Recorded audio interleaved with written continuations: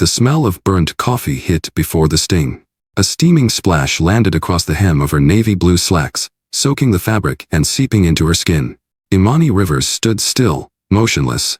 Not a flinch. Not a wince. Just silence. Across the room, laughter bounced off the glass walls of the BioQuant Austin campus conference room. Brian McAllister, regional director, 47 years old, Harvard MBA, country club regular, arched one eyebrow and held out his empty mug. "Oops," he said, smirking. "Slippery hands. You might want to clean that up before the real interns arrive." The statement hung heavy in the air. Imani's eyes moved slowly from the spill to Brian's face. He didn't blink. Didn't apologize. Didn't care. He turned back to his phone, texting, his thumb rhythmically tapping as if she weren't even there. She glanced around the table. 7 other interns, all white, all watching, some amused, some uncomfortable. None of them moved. One girl, Samantha, from Stanford, held up her phone discreetly, already live-streaming on TikTok. Diversity in turn gets humbled. "This is gonna blow up." Her whisper was barely audible, but the red recording on her screen pulsed like a warning light. Imani reached into her tote bag, pulled out a plain leather notebook, and sat down quietly. Her blazer, thrifted but pressed, still carried the warmth of the Texas morning. She opened the notebook. Page 1. Timestamp, 8:57 a.m. She began to write. No dramatic comebacks. No corporate jargon. Just ink and silence. Brian began assigning departments. Samantha, Marketing Analytics. Daniel, Neuroimaging Lab. Caleb, Operations Planning. He paused at Imani. You'll be helping facilities. Coffee runs, supply stocking. Start by finding a mop. Chuckles. No reaction from Imani. Just another note in her book. As she stood to leave, Brian added, "Imani, right? That's African, or something." She turned back. Calm. Controlled. "Actually," she said, "it means faith. Something you clearly lack." And then she walked out. No storming. No raised voice. Just power in silence.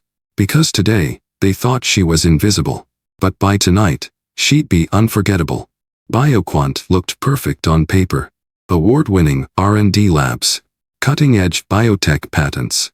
Diversity statements polished enough to win marketing awards. But beneath the surface, inside the executive suites of the Austin branch, a different kind of system thrived.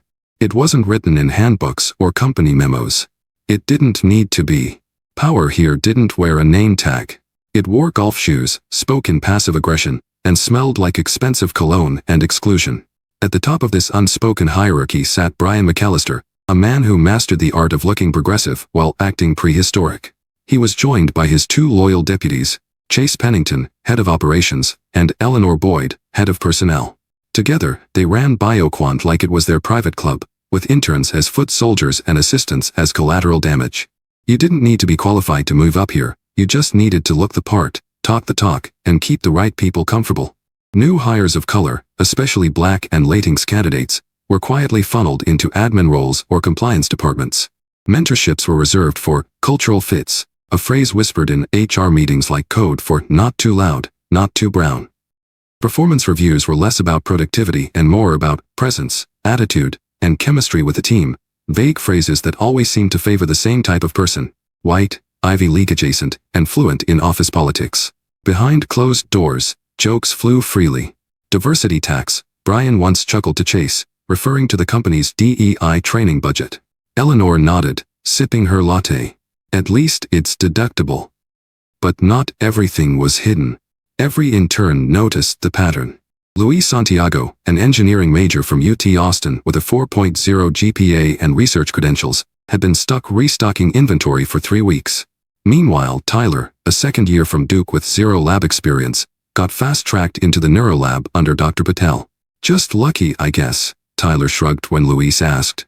Luis didn't press. He'd learned not to. Every hallway conversation, every lunch table whisper, every eye roll when someone mentioned affirmative action.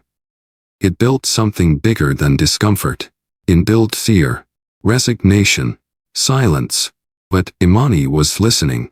Every passive jab, every hiring decision, Every employee side-glanced when she entered a room. She was collecting more than just notes. She was building a case, layer by layer, name by name. Because the power at BioQuant wasn't just toxic. It was organized. And that meant it could be dismantled. Monday morning came with a surprise. Brian McAllister stood in the middle of the innovation hall with his signature smugness and a whiteboard marker in hand. "All right, interns," he said, his voice bouncing off the polished floors. "Today's gonna be fun." Those words were rarely true in corporate America. The rest of the team, Eleanor, Chase, and 3 senior managers, gathered like judges at a talent show. Phones were out. The camera on the hallway wall blinked red. It was recording. "This'll be an impromptu challenge," Brian continued, turning to the whiteboard.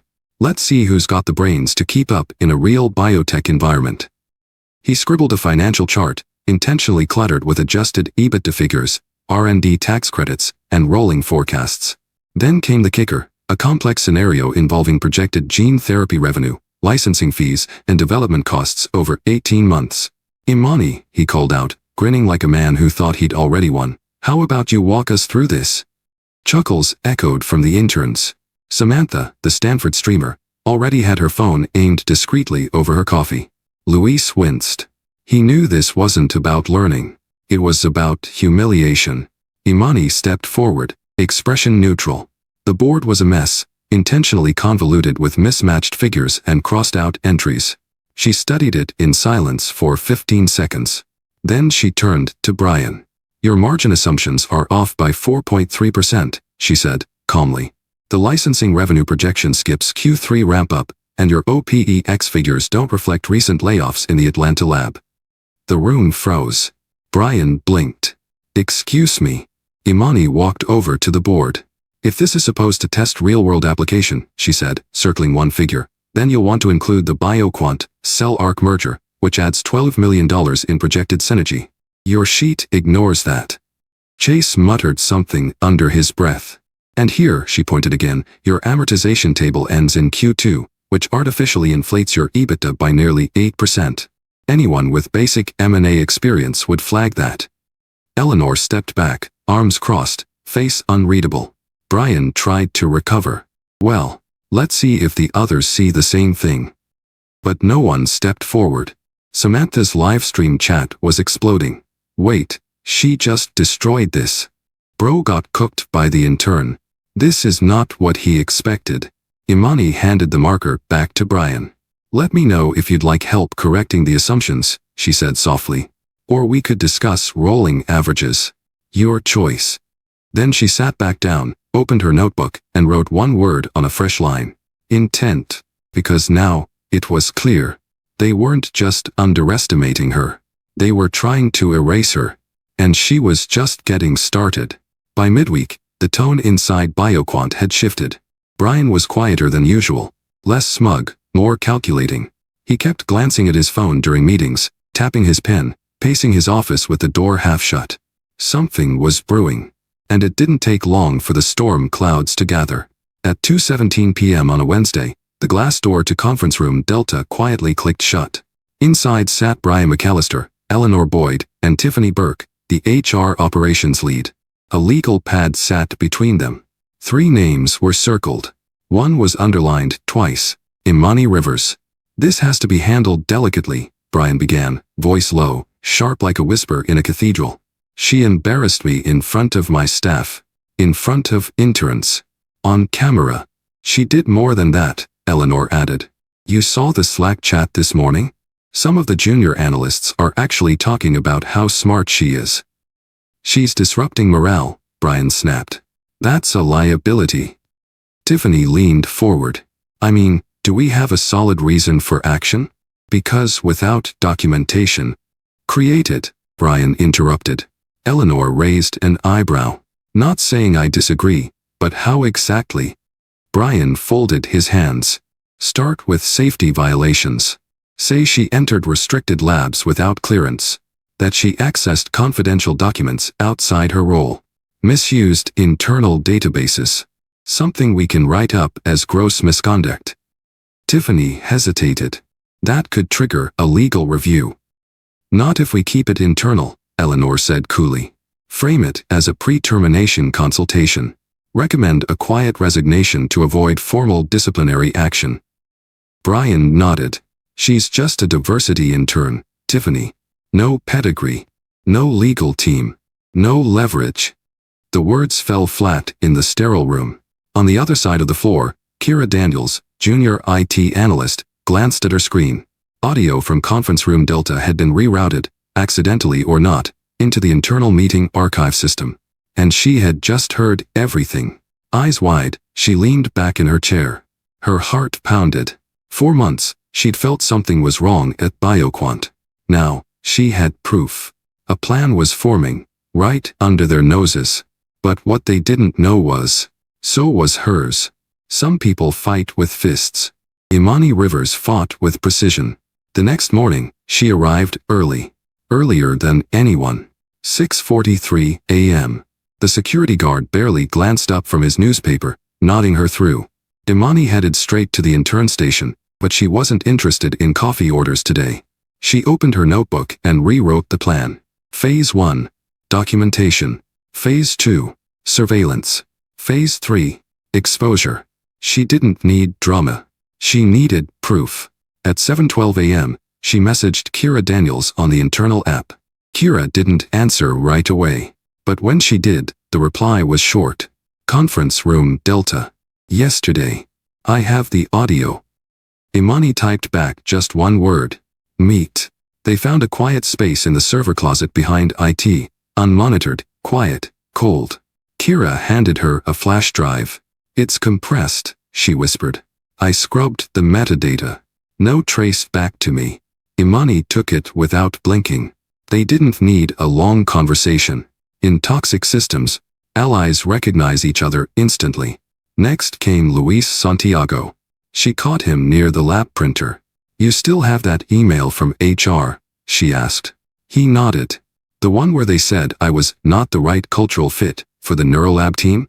Yeah. I forwarded it to my personal Gmail. Good, she said. Keep it safe. You may need it soon. Over the next 48 hours, Imani collected whispers like gold coins. A copy of the departmental hiring spreadsheet, with entire rows mysteriously deleted when Black and Latinx candidates were involved. Slack messages where managers joked about quota interns. A deleted training video where Brian had referred to DEI as marketing optics. Kira recovered the backup. Every document, timestamp, and voice clip was stored on her encrypted drive. Every file name labeled, categorized, cross-referenced. But it wasn't just files she was collecting. It was momentum. It was awareness. More eyes started noticing. More people began paying attention.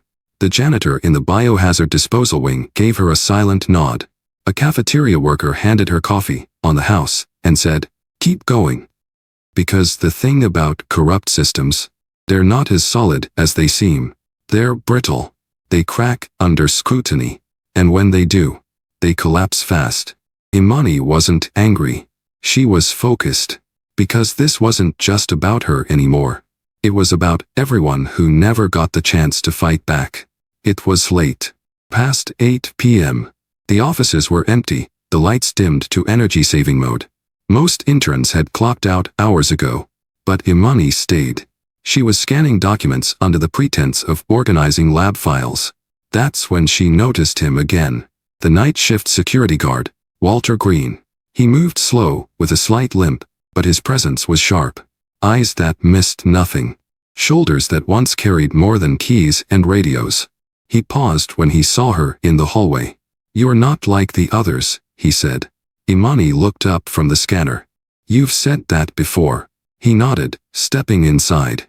I remember faces. Yours. I saw it once, years ago. You were what, 15? You walked into the New York boardroom with your father. Raymond Rivers. The name dropped like a stone into still water. Imani didn't respond. Not right away. I did, she finally said. He was briefing investors. You were there. Walter smiled faintly. I was his lead security officer for 6 years. Traveled with him. Protected that man from some very dangerous rooms. He leaned against the doorframe. After I retired from corporate ops, he helped place me here. Told me to keep an eye out. Didn't say for who. I think I know now. Imani felt a flicker of something she hadn't let herself feel in days. Recognition. Trust. Walter's voice dropped. You're not just here for internship credits, are you? She shook her head. You've been watching, haven't you? She asked softly. He nodded. 15 reports. Sent them all up the chain. Bias, harassment, promotion irregularities. Every single one disappeared. He handed her a worn envelope. I kept copies. Dates, names, incidents, some of the same people you're tracking. Imani took it with both hands. You didn't give up, she whispered. Neither did you, Walter replied. There was a long pause. Then he said, whatever happens next, I've got your back. She looked him in the eye. So does the truth. Friday, 10:58 a.m. The building buzzed with an odd electricity. Rumors swirled like wildfire. Something big was about to go down. Then came the announcement. All interns report to conference room Alpha. Immediately, Imani closed her notebook slowly. She knew. The trap was about to spring. As she entered the room, she noticed 2 cameras in opposite corners. The glass wall had been shaded just enough to prevent passers-by from seeing in, but not enough to block out their silhouettes. Brian sat at the head of a table, arms folded, flanked by Eleanor Boyd and Tiffany Burke from HR. Across the table sat the rest of the intern cohort, eyes darting, unsure. Imani took the seat directly across from Brian. Composed. He cleared his throat. Miss Rivers, he began, in a voice layered with feigned concern. We've received multiple reports regarding your behavior this week. She didn't blink. You've accessed restricted departments without proper clearance, interfered with proprietary data, and violated multiple safety protocols. These are serious infractions. He slid a file toward her. Printed pages, bold headers, highlighted lines. All of it fabricated. We've discussed with legal and HR, Eleanor added. Our recommendation is voluntary resignation. Quiet and clean. Silence. Then, a knock. The door opened. Luis Santiago stepped in, holding a flash drive. Brian's face shifted. Luis spoke, voice steady. I'd like this entered into the record. It's a screen recording, Slack conversations, hiring spreadsheets, internal emails. Unedited. Tiffany's face paled. Imani stood. Then Kira Daniels appeared next, carrying a company-issued tablet. I've also pulled archived CCTV footage. You'll want to see this. She tapped the screen. The wall monitor came to life. Audio filled the room. Brian's voice. She's just a diversity intern. No pedigree. No legal team. No leverage. Tiffany's voice. Eleanor's agreement. Caught. Exposed. The interns froze. One covered her mouth. Another started recording discreetly. Imani stepped forward, looking Brian in the eye. False reports. Coordinated termination plans. Manipulation of records. Violations of federal employment law. Brian stood abruptly, knocking over his chair. This isn't official protocol. No, Imani interrupted, her voice even. It's justice. She reached into her blazer and pulled out a badge. Not an intern badge. Corporate Oversight Division. Washington Holdings. The room erupted in stunned silence. The intern they tried to erase was the executive who had come to evaluate them. The silence in conference room Alpha was almost sacred. No one moved. No one breathed. The badge in Imani's hand gleamed under the overhead light. Platinum, engraved, unmistakable. Washington Holdings. Corporate Oversight Division. It was real. Heavy. Untouchable. Brian McAllister took a step back. What is this? He stammered. Imani placed the badge on the table, directly over the folder of false accusations. She looked at each person in the room, one by one, before speaking. My name is Imani Rivers. I'm not an intern. I'm not here to learn from you. She paused, letting the weight of her voice fill the room. I'm here to investigate you. She tapped the badge once. Washington Holdings owns 72% of BioQuant Corporation. My father, Raymond Rivers, is the CEO. For the last 18 months, our board has received multiple anonymous complaints from this Austin branch, alleging discrimination, unethical hiring practices, and systemic bias. Kira and Luis stood behind her now. The room, once a chamber of humiliation, had transformed into a courtroom. I've been embedded here for 6 weeks, Imani continued, quietly documenting what you never thought anyone powerful would see. Because you assumed I was no one. The conference room door opened again. This time, it wasn't an intern. James Morrison, executive assistant to the board of Washington Holdings, stepped in. He held a leather portfolio and a tablet. He addressed the room without smiling. The board has convened via secure call. They're watching this room right now. He handed the tablet to Imani. The wall screen flickered again, this time showing a live feed. 8 board members, including her father, seated in a glass-walled boardroom high above Manhattan. Raymond Rivers leaned forward. Good afternoon, team. His voice filled the room. Thank you for participating in today's integrity review. Brian's face turned a deeper shade of panic. This is outrageous, he barked. You misrepresented yourself. You set us up. No, Imani said evenly. I gave you a chance. Her voice didn't rise. It didn't need to. I wanted to see who you were when you thought no one was watching. She picked up the falsified termination file, flipped it shut, and handed it to James. And now, she said, turning to the live feed, I'm ready to deliver my report. The final mask had fallen. The intern was never an intern. She was the reckoning. The board feed remained on screen, 8 executives watching in real time from New York. The silence inside conference room Alpha broke only when board chairwoman Alana Price leaned forward. Miss Rivers, she said clearly, you may proceed with your recommendations. Imani didn't hesitate. Effective immediately, she began, I recommend the termination of Brian McAllister for cause, based on documented efforts to fabricate personnel violations, pattern of discriminatory practices, and abuse of authority under corporate policy. No one spoke. Eleanor Boyd shifted in her seat. Tiffany Burke's hands trembled slightly. For HR lead Tiffany Burke, Imani continued, I recommend removal from any compliance or personnel oversight roles, pending retraining and probationary reassignment. A sharp intake of breath from the corner. For Eleanor Boyd, who facilitated discriminatory hiring filters and suppressed internal reports, demotion to associate-level staff, subject to 360-degree peer review over the next 2 quarters. Brian finally exploded. This is ridiculous. You're just trying to ruin careers. Imani turned to him with the same calm she'd maintained from day one. No, Mr. McAllister. You ruined your career the moment you prioritized ego over ethics.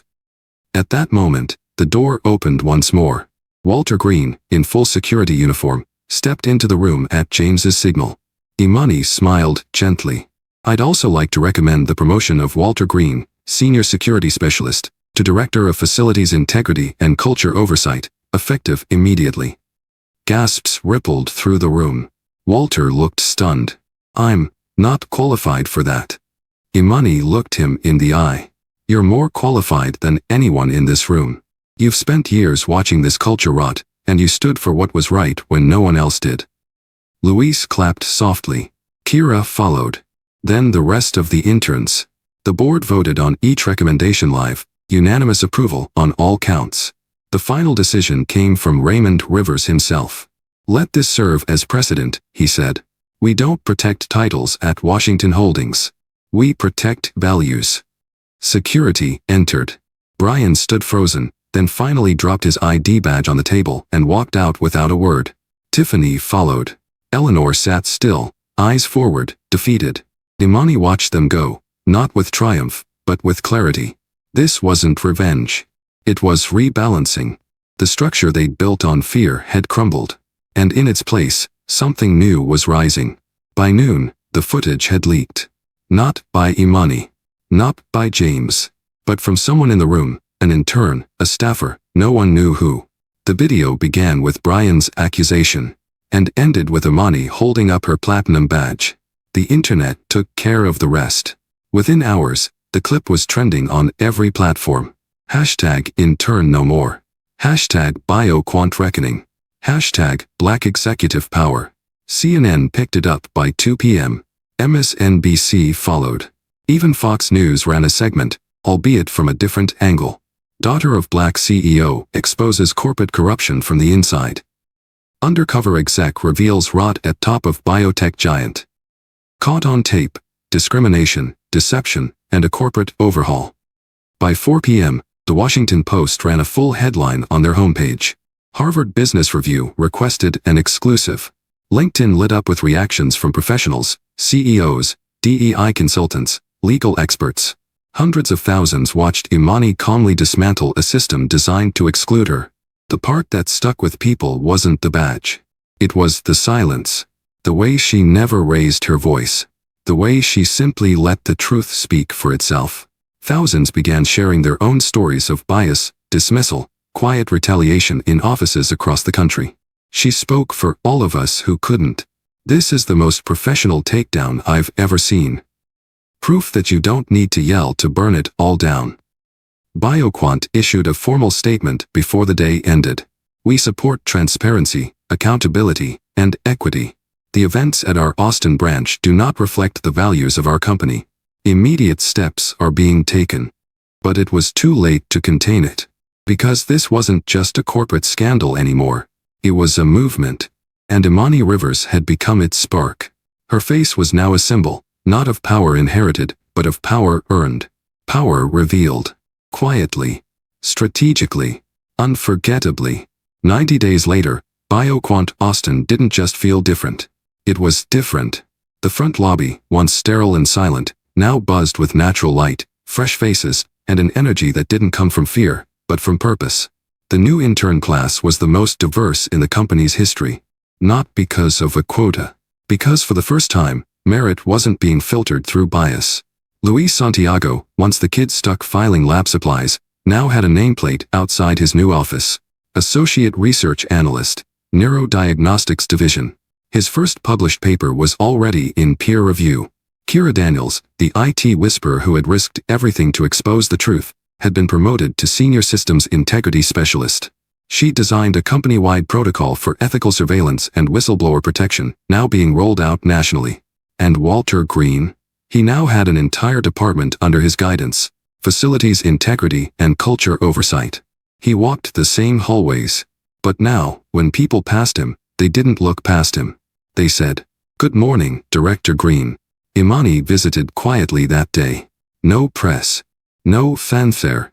Just observation. She paused outside the intern lounge, the same space she'd once been humiliated in. Now, she watched a young black woman explaining a complex protein sequence to two interns from Columbia and Georgia Tech. They listened. They asked questions. They respected her authority. No one looked over her shoulder. No one rolled their eyes. Imani smiled. The company's quarterly report showed a 27% increase in employee retention, a 43% spike in cross-department collaboration, and, most surprising to some, an 18% rise in productivity across the Austin branch. Turns out, when people don't waste energy surviving a toxic culture, they build. The board had requested she stay on permanently. She declined. Transformation doesn't require permanence, she told them. It requires momentum. She wasn't finished. Not yet. But for now, as she watched Luis step into a meeting he once wasn't invited to, and Walter greet a room that used to ignore him, she knew one thing. The soil had been poisoned. But the fruit was starting to grow. Imani Rivers never set out to become a symbol. She didn't want applause. She didn't crave headlines. She wanted change. And real change, lasting change, rarely comes with fireworks. It comes quietly. Comes slowly. It comes through people who refuse to look away. She had spent just 6 weeks inside BioQuant Austin. And in that short time, she didn't raise her voice once. She didn't storm out. She didn't threaten. She just watched. Listened. Documented. Then chose the moment to speak when silence could no longer serve her. The lesson? You don't have to be the loudest in the room to be the most powerful. You don't need a title to hold people accountable. You don't need a badge to stand up for yourself, or for others. You need clarity. You need facts. And most importantly, you need courage. Because what Imani showed us is this. Bias doesn't always scream. Sometimes, it whispers behind closed doors. Sometimes, it laughs in the hallway. Sometimes, it hides behind words like culture fit or chemistry. And that's why stories like hers matter. Because every person who's ever been dismissed, underestimated, ignored, you're not alone. There is power in your experience. There is strength in your perspective. And there is a ripple waiting to start with your voice. So here's our question for you. Have you ever faced bias at work? Have you ever watched someone be mistreated because of how they look, who they love, or where they come from? Tell us. Share your story in the comments. Your truth could be the flashlight someone else needs in their darkness. And if this story moved you, if you believe dignity isn't optional in the workplace, then don't just scroll, like, share, subscribe. Help us bring more voices to light. Because the fight isn't over. And sometimes, the biggest revolution starts with someone quietly taking notes and refusing to stay silent.